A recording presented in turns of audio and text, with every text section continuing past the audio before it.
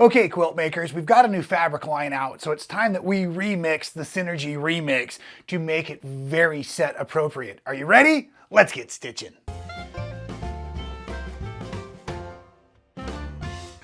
Whoa, welcome back everybody to another fantastic, possibly the best tutorial ever from yours truly. My name is Rob Appell. I'm a quilt maker from Stitchin Heaven out in Quitman, Texas. It is so exciting to see all of you out there. If you have not yet subscribed to our channel, please do so now. Smash that like button, make it awesome. And today, like I said, we're gonna remake the Synergy Remix. So quick story, when I was first hired at Stitchin Heaven, they said, Rob, what would you like to do? And I said, I would love to spend the night in the store all night long making this quilt. They said it was impossible. We have video evidence, folks. One of the very first videos I did for them.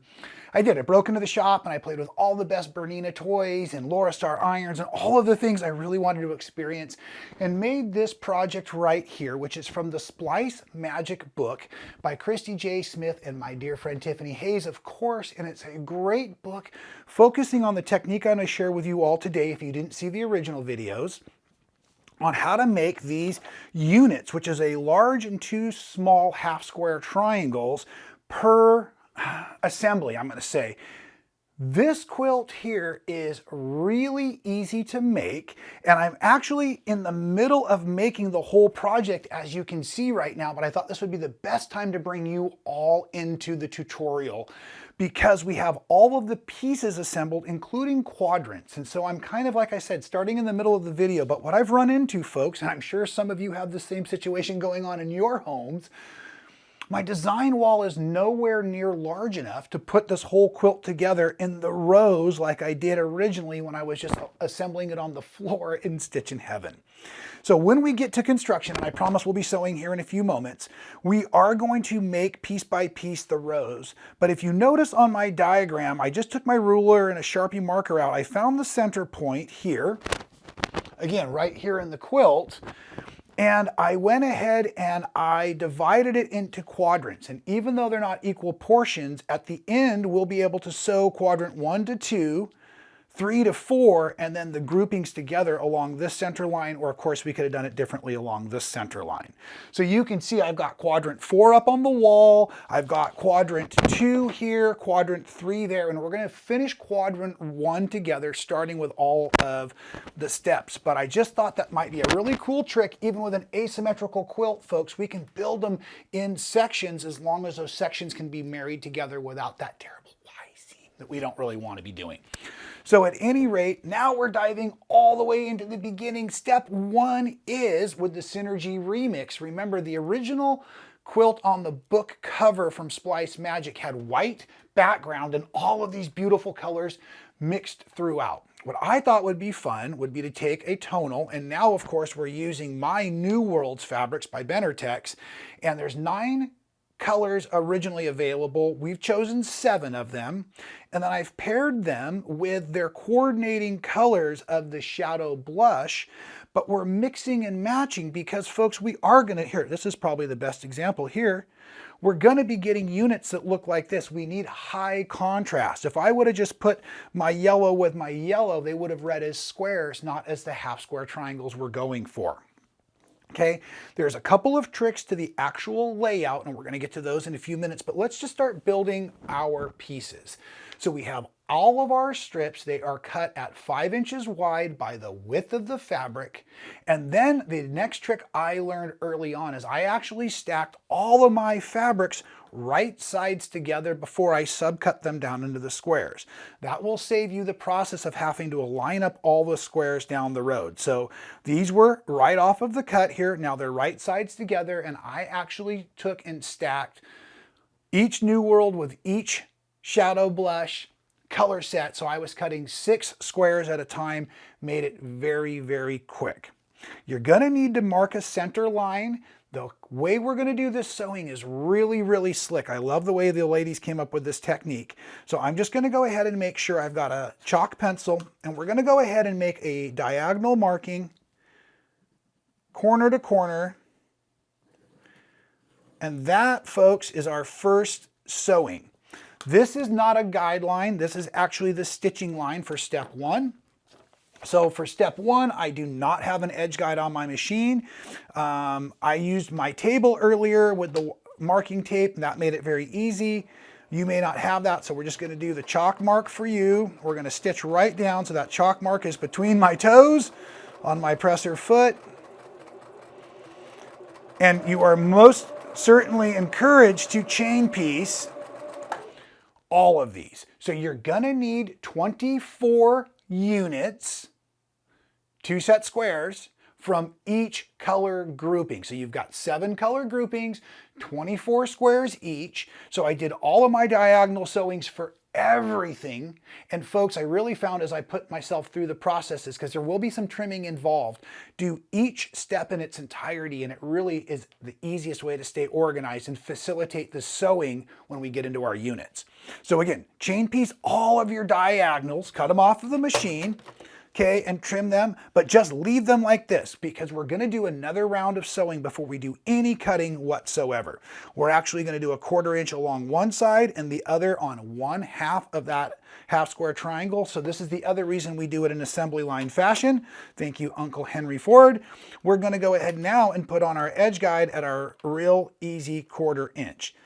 Folks, these are all going to be trimmed down, so accuracy is a good practice, but this 1/4 inch isn't exactly paramount because we are going to have some trimming space. But again, I'm going to go ahead now, and I do this also in chain piecing format, but I stitch down one side,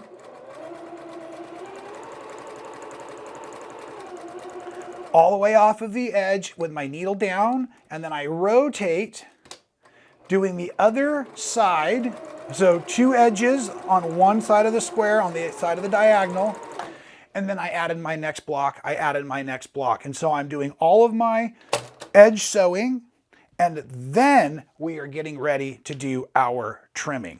Might be a little, well, not so easy to see on that side either, so you're just gonna have to trust me on this one, folks. What we're gonna now do, and this is the key to the cutting, we're gonna take a straight edge, we're gonna put a 1/4 inch mark, and I'm gonna cut a large half square triangle away. And when I cut that away, I'm cutting through the stitch lines on the outer perimeter. You must be cutting through the thread lines on the outer perimeter for this technique to work.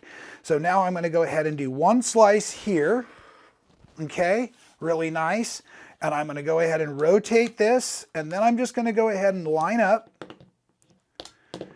my straight line. This is really nice, all the way up to the place where the threads cross at the tip of the triangles.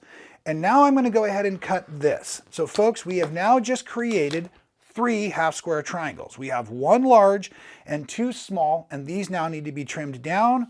If you haven't seen before, my preferred method is the slotted trimmer. So for the large, we're going to go ahead and do a 4.5 inch half square triangle. Those of you quilt math fans then already know, whoops, I guess I got to telling jokes and didn't pay attention here. You already know then that the next size down for these smaller ones must be 2.5s. Now I found a trick when doing lots of these, actually Tiffany taught me, but look, with these smaller ones, it's super accurate still, plus we're working on the bias, to only make 1 cut. By putting this edge and my threads aligned on the 2.5 inch mark, I can now just make 1 trim. And yes, when I get into these smaller squares, I find it's almost easier with my big cutter not to try to put them in the actual slots of the slotted trimmer, but just go ahead and use my best years of experience to go ahead and trim those down. Set your scraps aside for later. There will be a giant pile of these. And folks, really the best way to stay organized and make this a fun project, because at this moment it's going to feel a bit tedious. At least it did to me. I put on, hey, some Sew Well videos in the background, and I went ahead and just did all of my trimming in each and every color group. Then I did my pressing. So let's go ahead and get my pressing ready. And for these in this project, I just pressed to the print, because remember, we're using a solid and a print for each one. If you've got a wool mat, you can let that do a lot of the work for you just by setting your little iron on top for a second. I'm just cleaning it up a bit. And again, pressing all pieces over into the print. Now, let's get our diagram back out so we can really study this. Maybe it's going to be easiest to see in the quilt first. Remember, this is our center point. My quadrants kind of run through here. And what I want you to really notice right now is that there are 4 different directions happening between your large half square triangle and the 2 small half square triangles. If you look here, it's very easy to see. And throughout the entire project, this is the first rule I'm going to ask you to follow. When dealing with your small half square triangles, they're always going to face the same direction. So look, you've got a flat edge and a flat edge, a flat edge and a flat edge. The second rule I'm going to ask you to follow is the large half square triangle also follows that formula per unit. So when I say per unit, we're going to start to build all of our units regardless of whether our smalls are on the top or our smalls are on the bottom of the big. The flat edges are always going to be running parallel to each other. That's the one rule. The next rule in the quilt, so I think we're on rule 3 here. If you really look at it, where can I find a good section? I think maybe right across here. In the rows, if you'll notice, it's going to go smalls stitched to big, smalls stitched to big, smalls stitched to big. That's this entire row's formula. The rows on the other sides are going to be the opposite in formula, smalls to big here now, but notice the straight lines are all running the same, and that's really key to staying organized. So what I did in my layout is I have all of my colors laid out in all of their squares once they're all trimmed and I'm ready to begin my sewing. Really, I can just put on some music, a show or something in the background, and just following unit by unit, choosing where they go. Okay, so like I said, we need to finish off this unit here of row 1. I want to make sure I've got that correct. So now that we're returning to the actual project at hand, we need to build this last row of quadrant number 1, and we're going to build all of these units together. So let me just show you. I believe these were extras, but I'm going to set them aside now. And what I mean by following along is I'm going to get all of my units in that row so that they match. You'll notice, right? The flat edges and the flat edges.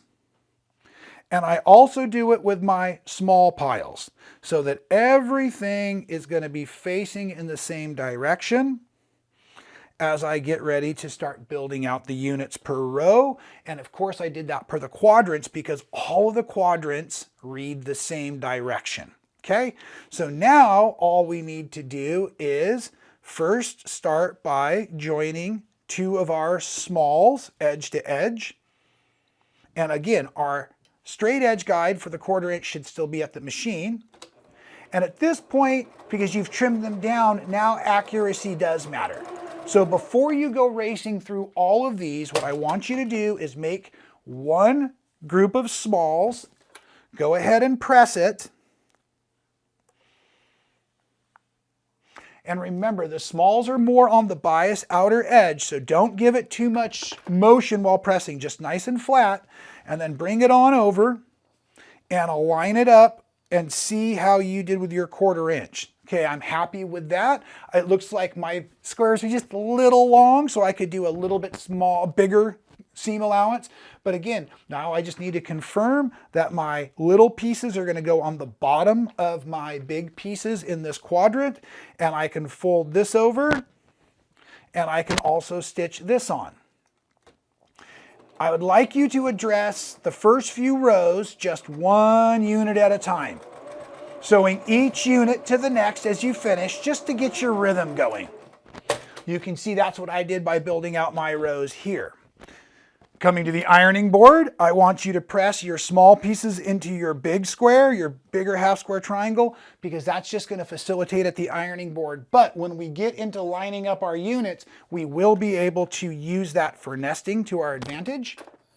Okay?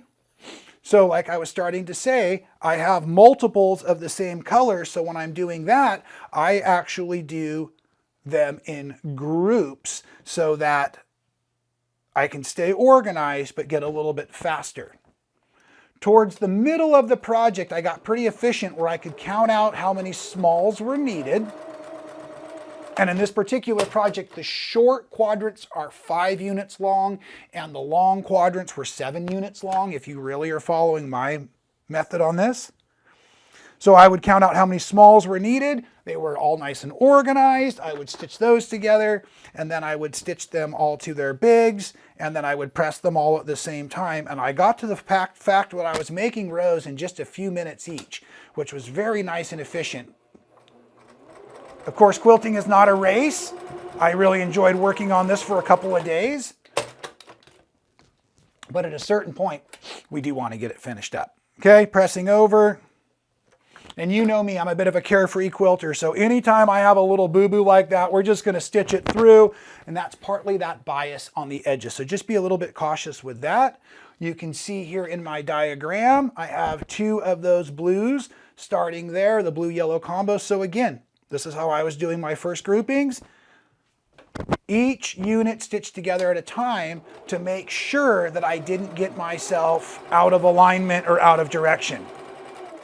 I will confess there was a couple of seam ripper moments in my construction, and the best part of that is immediately when you start to lay down, you could see if the prints touch in the wrong way in the rows. My goodness, it was obvious. So I was able to pop out a few units, put them back in correctly.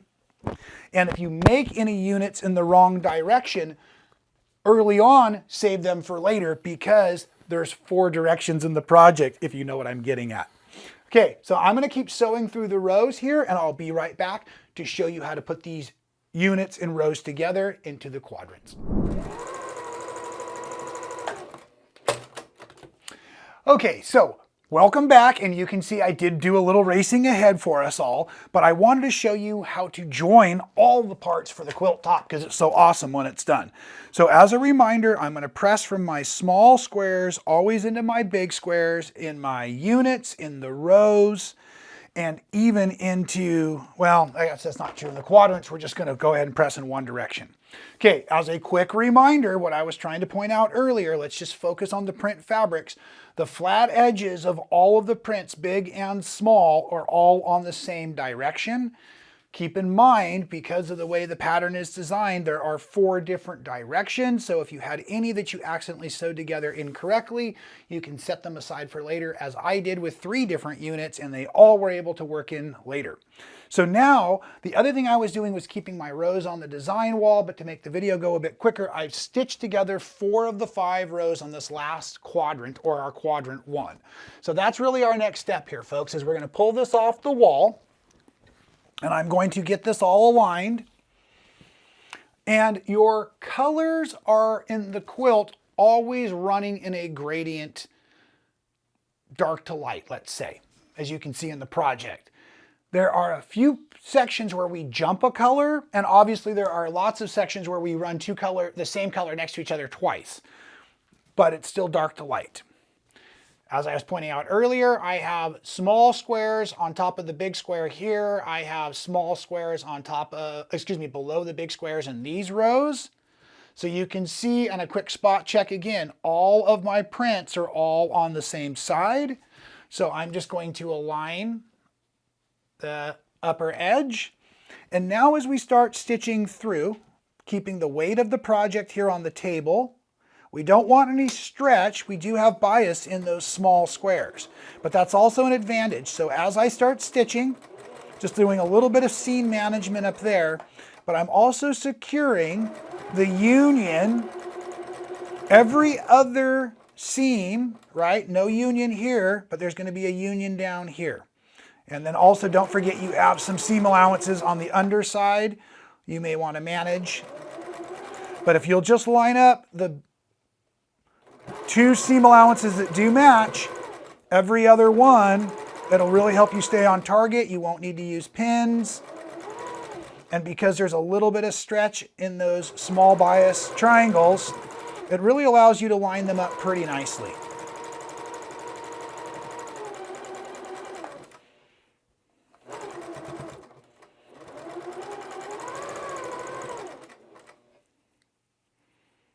And coming all the way down here to my bottom edges, they come up nice and perfect. Do take the time to press after each row you insert. And so sometimes I find that just getting a little bit of a longer pass, I still want to treat myself to one of those really big wool mats, I think. Maybe I'm gonna get one of those next time I go out to Texas. That would be nice because it could cover the whole board. This one's just the small, what is that? I think 18 by 24. It works great, but I do a lot of these big quilts, or when I'm doing my bindings and stuff, they make a really big one. I think I might treat myself to that. So as we have the final row here ironed onto this quadrant, now what we want to do is bring in the quadrant 2 to match up.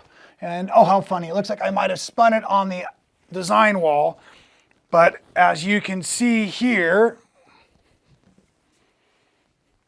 these pieces are going to come here. Ooh, I found my pin. Whoa, did you see that?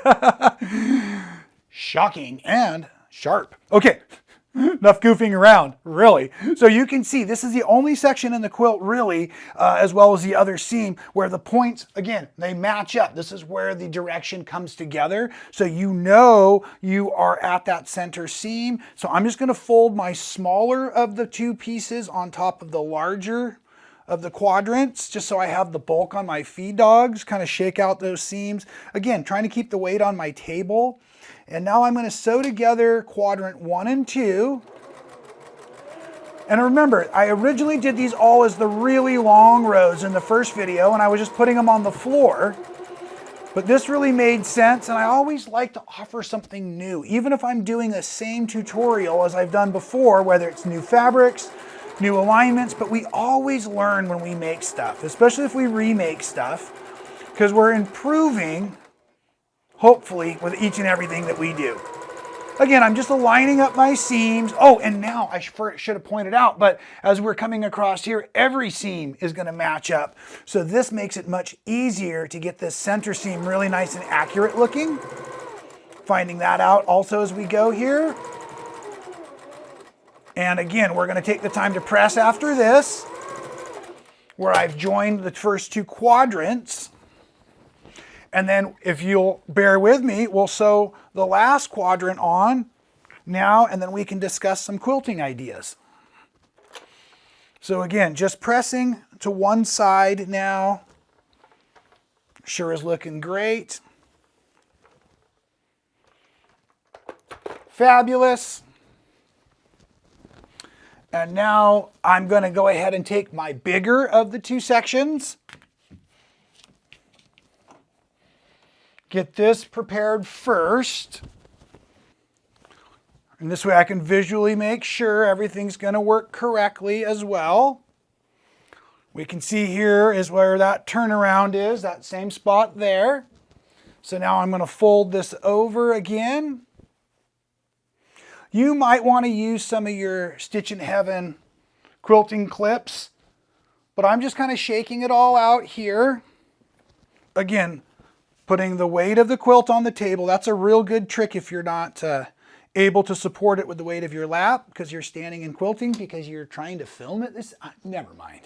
Okay, here we go. And again, each and every half square triangle now has a match as we go through. So just take your time, leave your needle down function engaged so you can really make sure they're lining up. Now the disadvantage, because the way we pressed them before, now they're not nesting, but they are lining up. So like I said, just take the time at each seam allowance and go ahead and go on through. Okay folks, we're coming into the very last home stretch. Just a couple more of those little half square triangles to line up and stitch together. And we have completed the Synergy or the Synergy Remix Quilt, whatever you want to call it. I don't believe I'm even going to have to press it for you to be able to see how awesome it has turned out. Oh my goodness, isn't that awesome? It's like I'm invisible. I'm here, I'm invisible. I'm here, I'm invisible. How fun is that? Now, I promised you some quilting ideas as well. And on this particular one of the things I really wanted to do was put it on the Bernina Q20 and just enjoy some long arm machine quilting because I'd never been able to use the Q20 before. I have a long arm here in my home as well. So I'll go ahead and just do some kind of large, open, swirly, what I call my graffiti or just my playtime on the quilt. But I did use a medium blue thread. It kind of reads nicely throughout all of it. I don't want my stitching to necessarily show up because when I put this quilt on the wall, I want the logo to show real nicely. But if you're new to machine quilting, recently I've put up a couple of videos on straight line quilting and just some basic swirls. So don't forget, folks, these are basically rectangles in rows. So you could choose like a stitch in the ditch style format or just echo out of the ditch. You could also do something fun where you did X's across and then the small X's, so you would have like big and little motif popping through, and that would not be very difficult, and you could travel throughout the seam allowances. Or maybe you just want to cross over the half square triangles with a straight line, so you could basically stitch through here, and then you could stitch through here, and then you could come back this way and this way. As long as you're working basically from the center of your quilt outward, it should go beautifully. Now, I happen to know that I have just been blessed with some wide back fabrics of my own design. They should be arriving in the mail any day, so I'm going to reluctantly hold out so that I can put one of my very newest fabric designs, a wide back, a 108, on the back of this awesome project, and I will make sure you get to all see it all quilted up. But until then, please let me know in the comments below what you think we should do as another remix style quilt. Hey folks, thanks for being here. Until we see you with another fantastic tutorial, please enjoy your sewing time and stay well.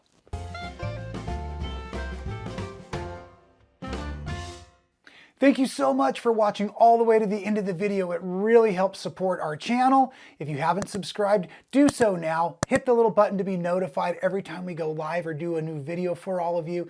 And here's one from the past I think you'll really enjoy.